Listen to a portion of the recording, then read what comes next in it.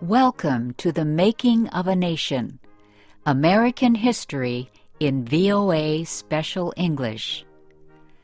A new leader stood before the American people on March 4th, 1913. He was Woodrow Wilson, the 28th President of the United States.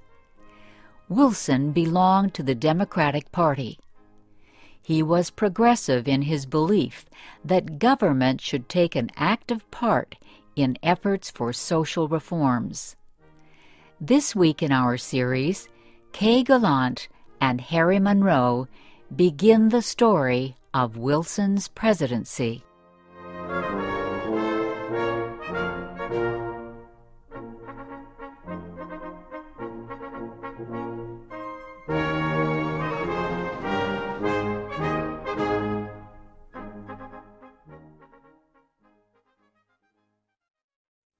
Woodrow Wilson had spent most of his life at Princeton University.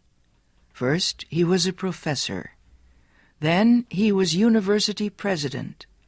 Next, Wilson was elected governor of the state of New Jersey.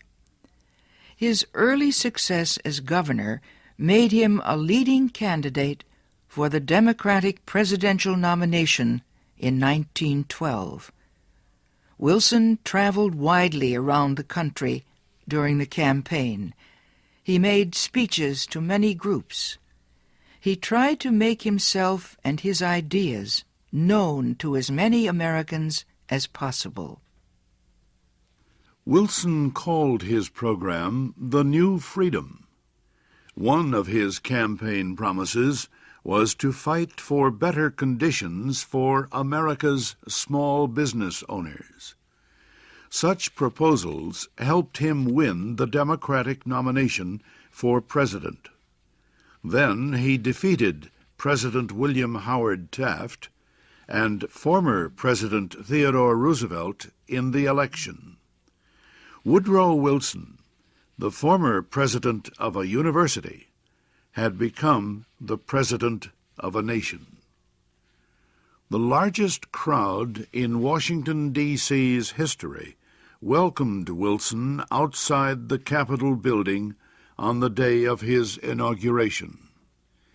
He called on the American people to join him in making the country a better place. "Our duty," Wilson said, "is to correct the evil without hurting the good. I call all honest men, all patriotic, all forward-looking men to my side."